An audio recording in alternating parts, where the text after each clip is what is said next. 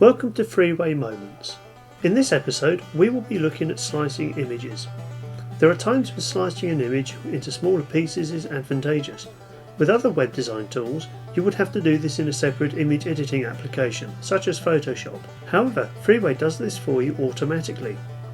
I'll be using Freeway Pro for this moment, but the technique shown will also work in Freeway Express. I have here a picture of some 3D specs and a couple of buttons. The buttons are rollovers and will change colour in the browser when the mouse pointer moves over them. I'd like these buttons to be part of the main image. When I move them onto the main image, they change to the alternative colour immediately, and when I preview, they don't work at all.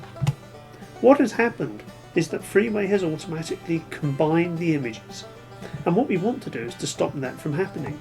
So if I select the image of the glasses and go to the inspector palette and switch off combined graphics, you'll see that firstly the buttons have returned to the state they were before I moved them, and if I go to preview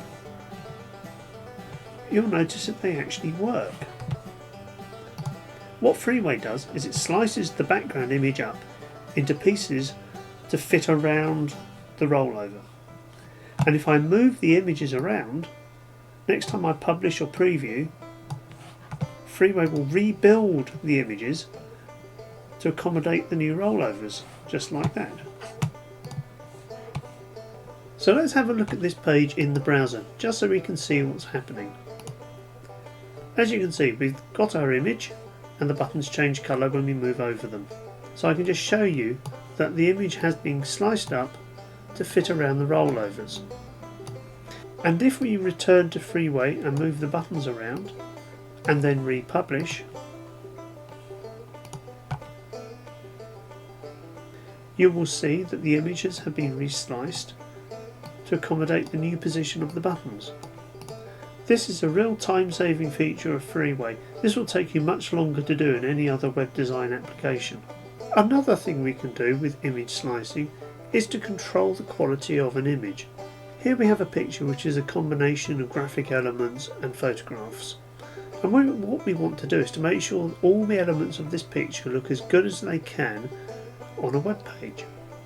Now if we go to View and Graphics Preview, we'll actually see what the image looks like when it's output by Freeway.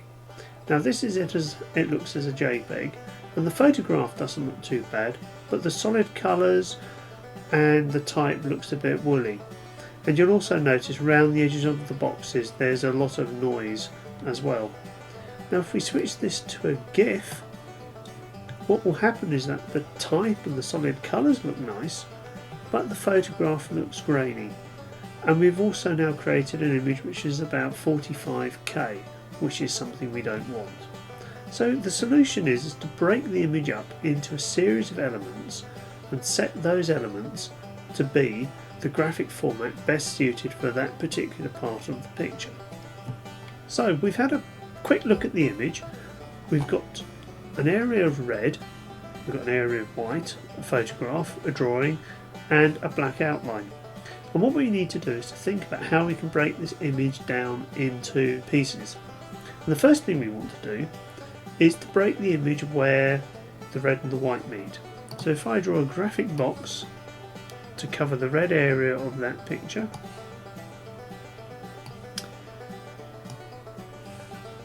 and now I can control the amount of colours which will be output by just that area of the image.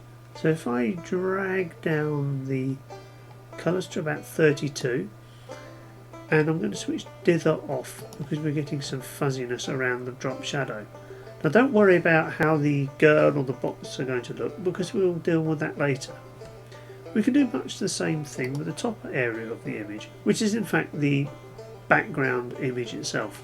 And again we can take that down to probably 16 colours because we've only got black and white we want to work with in this particular instance.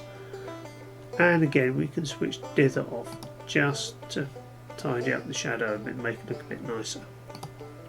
As you'll remember from my graphics moment, the GIF image format loves really solid areas of colour and the JPEG format prefers areas of continuous tone like photographs.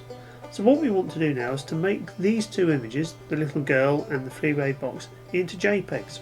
So to start off with, just to avoid any confusion, I'll select the bottom image we created and switch combine graphics off for that as well. So let's draw another graphic box over the freeway box. Just make sure it fits nice and snugly. And instead of a GIF, we want this to be a JPEG. And immediately the box looks much nicer. And we'll do the same thing for the little girl on the other side. Make sure that fits nicely. And then make that a JPEG. I think the text on the image needs a little bit more control than we've got over it already. So I'll draw out another graphic box, and I'm making sure that this lines up as closely as I can with the other images, and this helps Freeway when it comes to build the framework for this entire sliced image. It just means there's less to download to the browser. I'm going to make this a GIF, which it already is. I'm going to make it output about 32 colours, and that looks about right to me. By slicing an image up like this, we get extra control over the quality of the picture. And I think there's a little bit of furriness around the edge of the freeway box, so I can up the quality of just that area to a high value so that that furriness goes away. And I'll do much the same to this part of the picture as well. Right, so let's see how this looks in the browser. And that looks pretty good. As you can see, our image has been sliced up, and that will be a JPEG, and this will be a GIF, and this again will be a JPEG. So what we have is an image which looks better than it did if it had all been output as just a JPEG or just a GIF. So in this moment we've looked at slicing images. We've seen that you need to have combined graphics switched off if you want to put rollovers over a larger picture.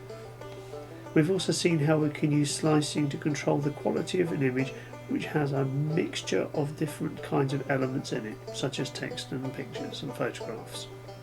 You could also use this technique to control the size and the download of some pictures, and some people even use it to protect their image by breaking it up into lots of little tiny pieces so that people can't just drag one big picture off onto their desktop at one go. So that's the end of this moment. There'll be another one around shortly, so stay tuned and goodbye for now.